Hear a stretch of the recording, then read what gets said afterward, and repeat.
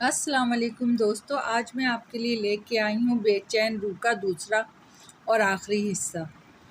शामी और जोसेफ ज़मा और मकां की हुदूद व कैद से बेखबर किसी सहरज़दा इंसान की मानिंद इससे घूर रहे थे। इस माकूल फतरत वजूद के बल खाते हुए जिस्म से नफ़रत व हिकारत और इंतकाम अनाथ की चिंगारियाँ निकल के दोनों के दिलों वजूद पर हावी होती जा रही थी। ममनीस के चेहरे पर किसी जीते जागते इंसान के नकूश नुमाया हो गए।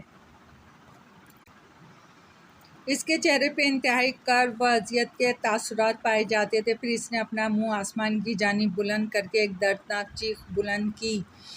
इसकी आवाज़ से सारी फ़िज़ा गूंजती सुनाई दी। फिर वो गुबार तेज़ी से साथ तारीख़ी में तहलील होकर नज़रों से ओझल हो गया। शामी और जोसेफ ने खौफज़दा नज़रों से एक दूसरे की तरफ देखा और कुछ निढाल से होकर अपनी अपनी कुर्सियों पर बैठ गए। दोनों ही इस पुरस्कार गुबार के बारे में सोच रहे थे। मोमर टाउन क्लर्क ने चश्मा दुरुस्त करते हुए शामी और जोसेफ की तरफ देखा।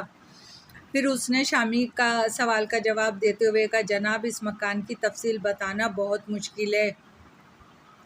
हमारे रिकॉर्ड के मुताबिक तकरीबन 30 साल कबल इसके अंदर एक प्राइमरी स्कूल हुआ करता था। बाद में स्कूल बंद कर दिया गया और मकान तवील मुद्दत तक गैर मुस्ततिल पड़ा रहा। फिर कुछ साल पहले इसे फ़रोख्त कर दिया गया। इसे फ़रोख्त क्यों किया गया था? शामी ने पूछा। बेकार पड़ा था, फ़रोख्त कर दिया। क्या मकान के अंदर कोई तहखाना भी है? मेरे ख़्याल में नहीं है, टाउन क्लर्क ने जवाब दिया। लेकिन आप ये सब कुछ क्यों पूछ रहे हैं? हम दारुल हुकूमत से एक मामले की तहकीकात के लिए यहाँ आए, जोसेफ ने कहा। दारुल हुकूमत का नाम सुन के टाउन क्लर्क कुछ संभल गया, बल्कि इसके चेहरे पे घबराहट नज़र आने लगी। दारुल हुकूमत और तहकीकात दो ऐसे अल्फाज हैं जो किसी भी मुलाजिम को नर्वस कर देने के लिए काफ़ी होते हैं। आप हजरात तशरीफ़ रखें, इसने अपनी कुर्सी से उठते हुए कहा। मैं आपको इस मकान की फ़ाइल दिखाता हूँ, इसमें आपको हर सवाल का जवाब मिल जाएगा। थोड़ी देर के बाद वो एक साल खोरदा गिर्द आलूद फ़ाइल झाड़ता हुआ ले आया। शामी और जोसेफ इत्मीनान से बैठ के फ़ाइल देखने लगे। मकान की तामीर तकरीबन 60 साल कबल हुई थी। नक्शे के अंदर तहखाना भी दिखाया गया था, जिसे बाद में बंद कर देने का जिक्र था। इस नक्शे के मुताबिक मकान में तहखाना भी बनाया गया था। शामी ने टाउन क्लर्क की तरफ देखते हुए कहा, लेकिन आगे चल के लिखा है कि इस तहखाने को बाज़ तामीराती खामियों के बाइस बंद कर दिया गया था। क्या आप बता सकते हैं कि तहखाना बंद करने से क्या मुराद है? तहखाना को मिट्टी से पुर कर दिया गया था या सिर्फ दाखिली दरवाज़ा बंद कर दिया गया था? ये बताना बहुत मुश्किल है, खासी छानबीन करनी पड़ेगी। क्या आप किसी ऐसे शख्स के बारे में बता सकते हैं जो ज़माने में इमारत या स्कूल से वाबस्ता रहा हो? एक साहब हैं, टाउन क्लर्क ने जहन पर जोर डालते हुए कहा। शायद वो कुछ मदद कर सके। उनका नाम सलमान है और वो किसी ज़माने में इस स्कूल में उस्ताद थे। उनका पता क्या है? इत्तिफाक से वो करीबी रहते हैं, टाउन क्लर्क ने कहा। यहाँ से दाएं हाथ की तीसरी गली में चौथा मकान उनका है। गली के कोने पे परचून की दुकानें, वहाँ से मालूम कर लीजिए। सलमान की उम्र 70 के लगभग थी। जिस्म दरमियाना, सेहत खासी कमज़ोर थी। शामी और जोसेफ को देख के इसने रस्मी आदाब का तकल्लुफ़ किए बग़ैर बोला, आपको मुझसे क्या काम है? आप किस ज़माने में टाउन कमेटी की प्राइमरी स्कूल में पढ़ाते रहे? शामी ने बराह रास्त मतलब की बात करते हुए कहा। आपको याद होगा कि प्राइमरी स्कूल इस ज़माने में ज़री मंजिल में हुआ करता था। इस इमारत के बारे में कुछ बातें आपसे मालूम करना चाहता हूँ। सलमान के चेहरे का रंग कदरे मुतग़य्यर हो गया। मैं आपका मतलब नहीं समझा, इसने नागवारी से कहा। आप कहाँ से आए हैं और किस ज़मन में यह मालूमात हासिल करना चाहते हैं? हम दारुल हुकूमत से आए हैं, जोसेफ ने गला साफ़ करते हुए कहा। हम एक प्राइवेट। सलमान ने इसकी बात काटते हुए कहा, क्या आप पुलिस से ताल्लुक़ रखते हैं? नहीं, जोसेफ ने कहा। मोहतरम, आपने ये सवाल क्यों किया? میرا خیال ہے کہ میں آپ کی کوئی مدد نہیں کر سکتا، سلمان نے جواب دیا۔ آپ کے یہاں آنے کا اصل مقصد کیا ہے؟ میں نے عرض کیا نا، ہم زرعی منزل کے بارے میں کچھ باتیں معلوم کرنا چاہتے ہیں، شامی نے دوبارہ وضاحت کرتے ہوئے کہا۔ اس عمارت میں کچھ عرصے پہلے پرائمری اسکول تھا، وہاں مدارس رہ چکے ہیں۔ سلمان کے چہرے پہ الجھن اور گھبراہٹ کے آثار نظر آنے لگے۔ شاید آپ عمارت خریدنا چاہتے ہیں، اس نے پہلو بدلتے ہوئے کہا۔ جناب، میں معذرت چاہتا ہوں، اس سلسلے میں آپ کی کوئی مدد نہیں کر سکتا۔ آپ کا اندازہ درست نہیں ہے، شامی نے زور دیتے ہوئے کہا۔ ہمیں عمارت خریدنے سے کوئی دلچسپی نہیں ہے، دراصل ہم عمارت کے اندر رونما ہونے والے بعض عجیب و غریب واقعات کی تحقیقات کے لیے آئے ہیں، اور یہ تحقیقات عمارت میں موجود مالک کی درخواست پہ کر رہے ہیں۔ ہم آپ کا زیادہ وقت نہیں لینا چاہتے، چند ایک سوال ہیں، شامی نے قدرے توقف کے بعد کہا۔ مثلاً یہ جاننا چاہتے ہیں کہ زرعی منزل کے نیچے کوئی تہہ خانہ بھی تھا؟ اگر تھا تو میں کہہ چکا ہوں، میں آپ کی مدد نہیں کر سکتا، سلمان نے غصے سے کہا۔ آپ فوراً یہاں سے چلے جائیں۔ کمال ہے صاحب، آپ فوراً میرا مکان خالی کر دیں، اس نے چیخ کے کہا۔ میرے پاس فضول باتوں کے لیے وقت نہیں ہے۔ کیا مطلب؟ مطلب کچھ نہیں، میں کہتا ہوں یہاں سے نکل جاؤ، فرتے جوش سے سلمان کی آواز کانپ رہی تھی۔ اچھی بات ہے، شامی نے اٹھتے ہوئے کہا۔ اگر آپ کو ہمارا آنا اتنا برا لگا ہے تو ہم چلے جاتے ہیں، ناراض نہ ہو، یہ کہہ کے دونوں دروازے کی طرف جانے لگے۔ سلمان ایسے شخص کی طرح سر جھکائے کھڑا تھا جو کسی اندرونی کرب میں مبتلا ہو۔ ٹھہریے، اس نے ہاتھ اٹھا کے کہا۔ دونوں رک کے اس کی طرف دیکھنے لگے۔ بیٹھ جائیں، اس نے دھیمی آواز میں کہا۔ مجھے اپنے رویے پہ افسوس ہے، امید ہے کہ آپ مجھے معاف کر دیں گے۔ چند لمحوں تک وہ خلا میں گھورتا رہا۔ اس کا چہرہ دفعتاً کسی قریب المرگ شخص کی مانند ہو گیا تھا۔ اس نے مدھم آواز میں کہنا شروع کیا۔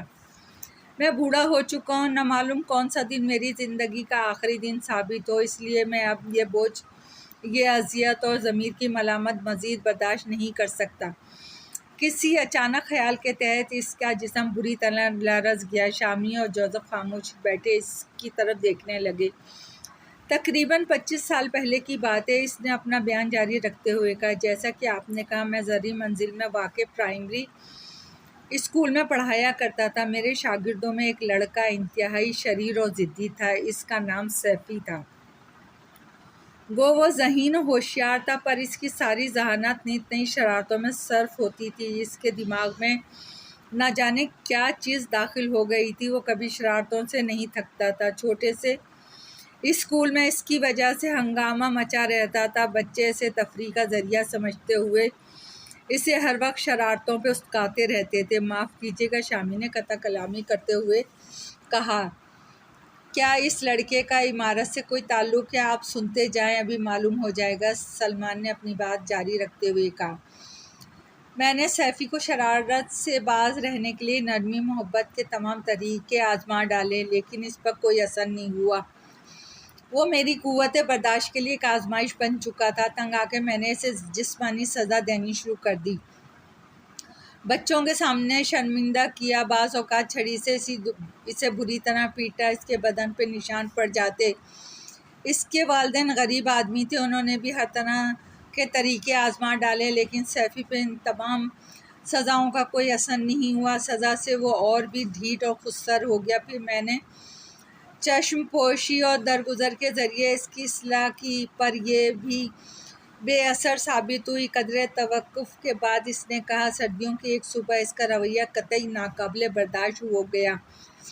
اس روز وہ دن بھر شرارتیں کرتا رہا، اس کی وجہ سے سارا دن کلاس میں ہنگامہ، شور، قہقہے اور طوفان برپا رہا۔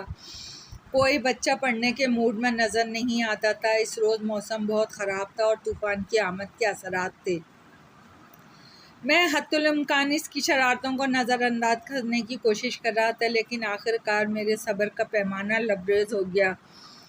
چھٹی ہونے میں تھوڑی دیر رہ گئی اور سیفی کی وجہ سے 1 منٹ کے لیے بھی پڑھائی نہیں ہو سکی تھی۔ تب میں نے ایک مضبوط چھڑی کے ساتھ اسے بری طرح پیٹا۔ یہ دیکھ کے کلاس روم میں سناٹا چھا گیا، تمام لڑکے خوفزدہ نظر آنے لگے۔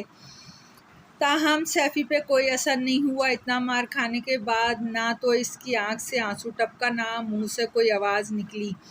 وہ خاموشی سے پٹتا رہا اور عجیب نظروں سے مجھے گھورتا رہا۔ مار کھانے کے بعد وہ خاموش ہو گیا، مگر پڑھنے پر پھر بھی آمادہ نہ ہوا، بس اپنی سیٹ پہ بیٹھ کے انتہائی نفرت اور حقارت بھری نظروں سے مجھے گھورنے لگا۔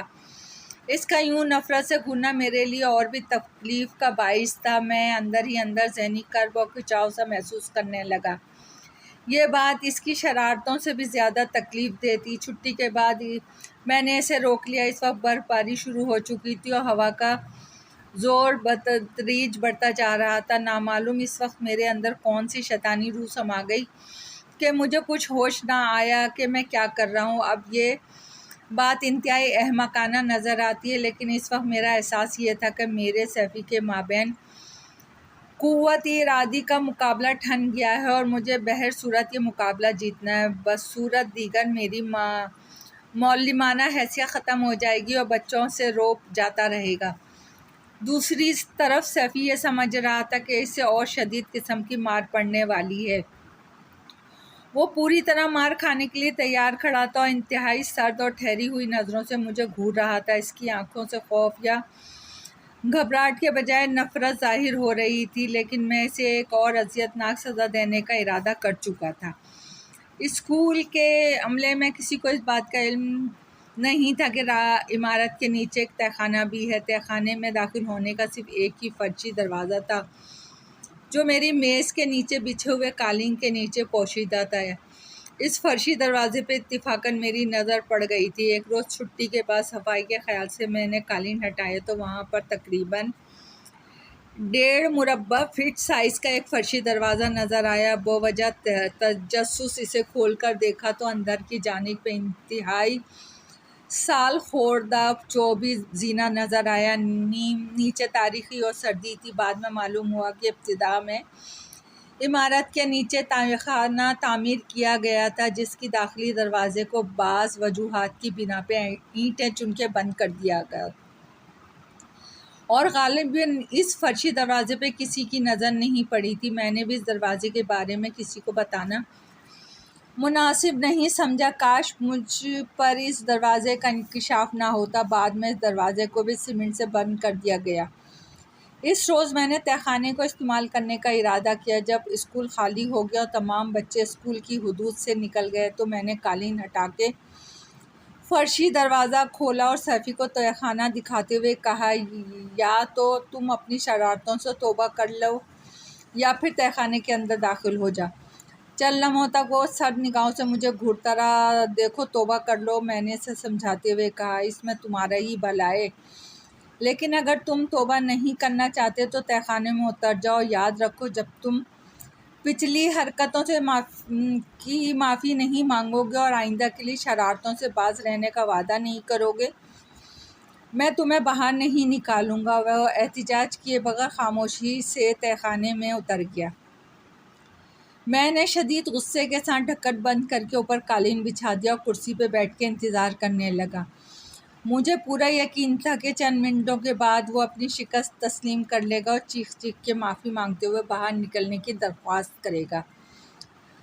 تہہ خانہ تاریخی اور کولڈ اسٹوریج کی مانند سر تھا، جہاں چند منٹ گزارنے انتہائی مشکل تھے۔ مجھے وہاں بیٹھے ہوئے نصف گھنٹہ گزر گیا، پر اندر سے کوئی آواز نہ آئی۔ وقت گزرنے کے ساتھ ساتھ میرا غصہ بڑھتا جا رہا تھا، گویا میری قوت ارادی شکست کھاتی جا رہی تھی۔ پھر 1 گھنٹہ گزر گیا، لیکن سیفی نے باہر نکلنے کے لیے کوئی درخواست نہیں کی۔ اس اثنا میں برف باری اور جھکڑ خاصی شدت اختیار کر گیا تھا۔ تیز ہوائیں کسی ماتمی ساز کی مانند چیختی ہوئی گزر رہی تھیں۔ اس وقت شاید میں براہ راست شیطان کے تصرف میں تھا۔ میں نے سیفی کو اس کے حال پہ چھوڑ دیا اور خاموشی کے ساتھ وہاں سے نکل گیا۔ شامی اور جوزف کے چہرے پہ خوف اور بے یقینی کے تاثرات ابھرتے دیکھ کے اس نے کہا، بظاہر یہ ایک ظالمانہ فیصلہ نظر آتا ہے، لیکن مجھے یقین تھا کہ جب سردی ناقابل برداشت ہو جائے گی تو سیفی فرشی دروازہ کھول کے باہر نکل آئے گا اور کمرہ خالی پا کے سیدھا اپنے گھر بھاگ جائے گا۔ یہ کہتے ہوئے بوڑھے سلمان کی آواز بھرا گئی اور آنکھوں سے آنسو بہنے لگے۔ خدا میرا گناہ معاف کرے جو ثانیہ اس بچے پہ گزرا، میں نے ہرگز ویسا ارادہ نہیں کیا تھا۔ میں گھر جاتے ہوئے راستے میں اس قدر غصے کی حالت میں تھا کہ برف باری اور طوفان کی شدت پہ متعلقہ غور نہیں کر سکا۔ مجھے رہ کے سیفی کی ضد اور ہٹ دھرمی پہ غصہ آ رہا تھا۔ اس رات کئی سال بعد شدید برف باری ہوئی تھی، جس کی وجہ سے کچھ دیر کے بعد تمام راستے مسترد ہو گئے تھے۔ اگلی صبح مجھے اپنی حرکت پہ سخت ندامت ہوئی۔ تمام شرارتوں اور حماقتوں کے باوجود سیفی بہرحال ایک کمزور بچہ تھا اور بزرگانہ شفقت کا مستحق تھا۔ مجھے امید تھی کہ وہ تہہ خانے سے نکل کے ضرور گھر پہنچ گیا ہوگا۔ اگلے روز اسکول کی چھٹی تھی۔ دوپہر کے وقت مجھے معلوم ہوا سیفی اپنے گھر نہیں پہنچا۔ ان کا ایک پڑوسی مجھ سے سیفی کے بارے میں معلوم کرنے آیا تھا۔ گھر والوں کا خیال تھا کہ وہ طوفان کی وجہ سے راستہ بھٹک گیا ہوگا دوسرے بچوں کے ذریعے۔ یہ بات عام ہو چکی تھی کہ میں نے سیفی کو چھٹی کے بعد روک لیا تھا۔ صورتحال بہت نازک تھی، بس میں نے جھوٹ بولنے ہی میں عافیت سمجھی اور کہا چند منٹوں بعد میں نے سیفی کو رخصت کر دیا تھا، بلکہ وہ کچھ دیر تک میرے ساتھ ہی گیا تھا۔ میرا یہ جھوٹ گاؤں والوں نے آسانی کے ساتھ تسلیم کر لیا۔ اکثر لوگوں کا خیال تھا کہ سیفی نے دانستہ جنگل کا راستہ اختیار کیا ہوگا، یا تو برف باری کے طوفان میں ہلاک ہو گیا یا کہیں چھپا ہوگا۔ تاہم چند لوگ ایسے بھی تھے جنہیں میرے بیان پر شک تھا، پر ان کی تعداد بہت کم تھی۔ ذاتی طور پہ میرا یہ خیال تھا کہ دیر تک تہہ خانے میں انتظار کرنے کے بعد وہ باہر نکل کے گھر کے لیے روانہ ہو گیا ہوگا اور راستے میں برف کے نیچے دب کر ہلاک ہو گیا ہوگا۔ یہ خیال آتے ہی مجھے اندیشہ ہوا وہ فرشی دروازہ کھلا چھوڑ گیا ہوگا، اور اگر کسی نے تہہ خانے کا کھلا ہوا دروازہ دیکھ لیا تو میرے لیے مشکلات پیدا ہو جائیں گی۔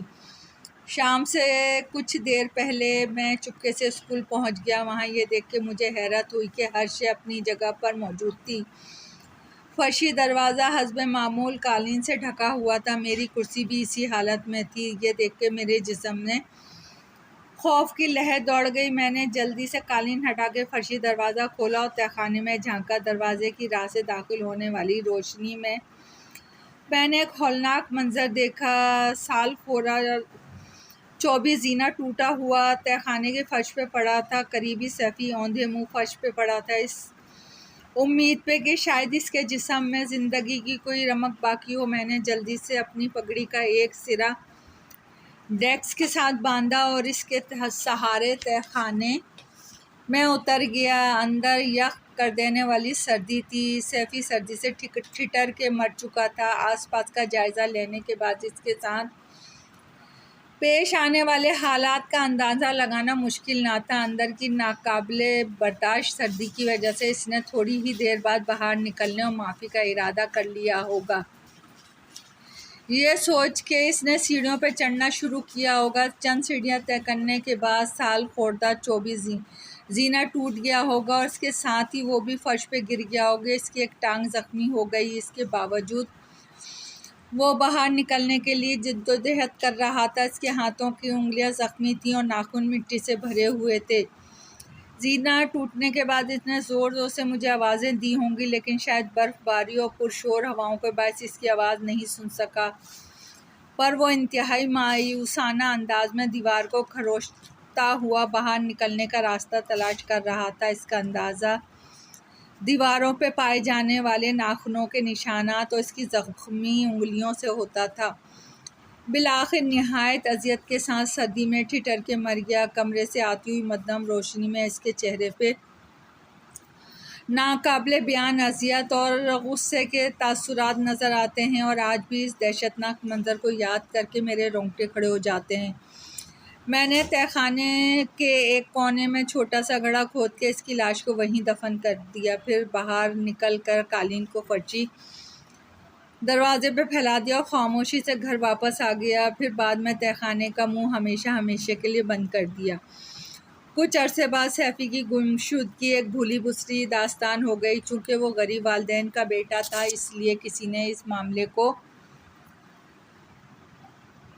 کی طرف توجہ منزول نہ کروائی۔ بعد میں جب میں کرسی پہ بیٹھ کے بچوں کو پڑھاتا تو بعض اوقات یوں محسوس ہوتا کہ نیچے سیفی کی آواز آ رہی ہے، وہ چیخ چیخ کر مجھ پہ لعنت کر رہا ہو، نفرت اور حقارت کا اظہار کر رہا ہو اور انتقام پکار رہا ہو۔ بعض اوقات وہ آوازیں اتنی نمایاں سنائی دیتی کہ میں کلاس میں بیٹھے ہوئے بچوں کی طرح دیکھنے لگتا اور خیال کرتا کہ شاید وہ بھی یہ آواز سن رہے ہوں گے۔ دھیرے دھیرے وہ آوازیں کسی بھٹکی ہوئی روح کی مانند میرے دل و دماغ میں مسلط ہونا شروع ہو گئیں۔ مجھے یقین کی حد تک محسوس ہونے لگا سیفی کی روح بدستور تہہ خانے کے اندر موجود ہے اور انتقام کا منصوبہ بنا رہی ہے۔ میرا خوف اس حد تک بڑھا کہ میں تنہا اسکول میں جاتے ہوئے گھبرانے لگا۔ اگلا موسم سرما۔ میں نے زبردست خوف، دہشت اور کھنچاؤ ذہنی محسوس کرنا شروع کر دیا۔ کبھی کبھی یوں محسوس ہوتا کہ میں پاگل ہو جاؤں گا۔ برف باری اور طوفان کے وقت میری حالت پاگلوں کی سی ہو جاتی۔ یوں معلوم ہوتا سیفی میرے سامنے کھڑا ہے اور ٹھہری ہوئی نظروں سے مجھے گھور رہا ہے۔ اس کی آنکھوں سے نفرت اور انتقام کی چنگاریاں نکل رہی ہیں۔ ایسے مواقع پر میری قوت برداشت جواب دے جاتی۔ جی چاہتا تمام واقعہ بے وقت کم و خیز بچوں کو سنا دوں تاکہ کچھ تو ذہنی بوجھ ہلکا ہو۔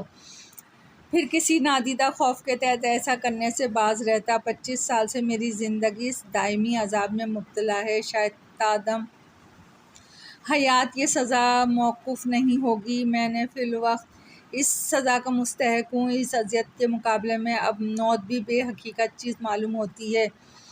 قدرے توقف کے بعد اس نے مزید کہا، آپ مجھے اس بات کی کوئی پرواہ نہیں کہ بستی کے لوگ حقیقت کے انکشاف پہ کیا رد عمل ظاہر کریں گے، لیکن اعتراف جرم کے بعد میرے سینے سے بہت بڑا بوجھ ہلکا ہو گیا اور میری آخری خواہش ہے کہ سیفی کی لاش کو یا جو بھی ہڈیاں اس کی بچی ہوں انہیں پورے احترام کے ساتھ دفن کروں۔ شاید اس سے اس کی بھٹکی ہوئی روح کو کچھ قرار آ جائے۔ زرعی منزل کے قریب و جار میں تیز ہواؤں کے ساتھ برف باری ہو رہی تھی۔ شامی اور جوزف بوڑھے سلمان کے ہمراہ اس کمرے میں کھڑے تھے جس کے نیچے مبینہ طور پر تہہ خانہ واقع تھا۔ ایک طرف ریاض اور اس کی خوبرو بیوی ثروت کے علاوہ بستی کے 2 معزز ذمہ دار افراد بھی وہاں موجود تھے۔ سلمان نے ایک مقام کی طرف اشارہ کرتے ہوئے بتایا کہ کسی زمانے میں اس جگہ فرشی دروازہ تھا۔ یہ وہی جگہ ہے جہاں سے دھندلا غبار اٹھتا ہوا دکھائی دیتا ہے۔ باہم مشورے کے بعد وہاں سے فرش توڑنے کا فیصلہ کیا گیا۔ پھر ایک مزدور کا انتظام کیا گیا جس نے تقریباً 1 گھنٹے بعد تہہ خانے میں داخل ہونے کا راستہ بنایا۔ پھر ایک سیڑھی نیچے اتاری گئی۔ سلمان کا اصرار تھا سب سے پہلے وہ تہہ خانے میں داخل ہوگا۔ بہرحال کسی نے اسے روکنے کی کوشش نہیں کی۔ ویسے بھی دہشت کی وجہ سے کوئی بھی اندر داخل ہونے پہ تیار نہیں تھا۔ بس وہ سیڑھی کے ذریعے نیچے اترنا شروع ہو گیا۔ خوف کی وجہ سے اس کے ہاتھ پیر کانپ رہے تھے۔ ابھی اس نے تیسرے یا چوتھے ڈنڈے پر ہی قدم رکھا تھا کہ سیڑھی پھسل گئی اور سلمان کو لیے ہوئے ایک دھماکے کے ساتھ فرش پر گر گئی۔ عین اسی وقت ایک معقول فطرت واقعہ پیش آیا جس نے جملہ حاضرین کو وترائے حیرت میں ڈال دیا۔ سیڑھی گرنے کے ساتھ ہی سلمان نے ایک دردناک چیخ بلند کی جس کے فوراً بعد اندر سے بچکانہ قہقہے کی آواز سنائی دی۔ چند لمحوں تک ہر شخص اپنی اپنی جگہ پر ساخت ہو کے رہ گیا۔ پھر سب نے پہلے شامی کا جسم حرکت میں آیا۔ جوزف، اس نے چیخ کے کہا، جلدی سے کسی رسی کا انتظام کرو۔ جوزف رسی ڈھونڈنے کے لیے دوسرے کمرے کی طرف بھاگا اور شامی جھک کر اندر دیکھنے لگا۔ دفعتاً وہ تیزی سے پیچھے ہٹ گیا۔ اندر سے زرد رنگ کا دھندلا سا غبار باہر نکل رہا تھا۔ نصف منٹ کے بعد وہ غبار کمرے کی فضا میں تحلیل ہو گیا۔ تہہ خانے میں مکمل سناٹا تھا۔ شامی نے سوراخ کے قریب منہ کر کے بلند آواز سے سلمان سلمان پکارا لیکن اندر سے کوئی جواب نہ آیا۔ اسی اثنا میں ریاض ایک بڑی سی ٹارچ لے کر آ گیا اور نیچے روشنی ڈال کے دیکھنے لگا۔ وہاں ایک ناقابل یقین منظر سب کا منتظر تھا۔ سلمان اوندھے منہ فرش پہ پڑا تھا اور اس کے اوپر ایک انسانی ڈھانچہ جس کی لمبائی بامشکل 4 فٹ کی ہوگی پھیلا پڑا تھا۔ اس ڈھانچے کے دونوں ہاتھ سلمان کی گردن میں پیوست تھے اور سلمان مر چکا تھا۔ شامی صاحب، یہ قہقہے کی آواز کیسی تھی؟ ریاض نے پوچھا۔ شامی کچھ کہنے کے لیے منہ کھولا ہی تھا کہ اسی بچکانہ قہقہے کی آواز خوابگاہ سے آتی سنائی دی۔ تمام لوگ چونک کر اس کی طرف دیکھنے لگے۔ 1 ثانیے کے بعد وہ آواز صحن سے سنائی دی۔ پھر وہ فضا میں قہقہا بکھیرتی دور ہوتی چلی گئی۔ شامی نے ایک طویل سانس لیتے ہوئے کہا، ریاض صاحب، اب آپ کو بے خوابی اور بے چینی کی شکایت نہیں ہوگی۔ بے چین کرنے والی روح اپنی اصل منزل کی طرف چلی گئی ہے۔ دوستو، کہانی پسند آئی ہو تو لائک اور سبسکرائب کیجیے گا۔ آپ کی دعاؤں کی طلبگار۔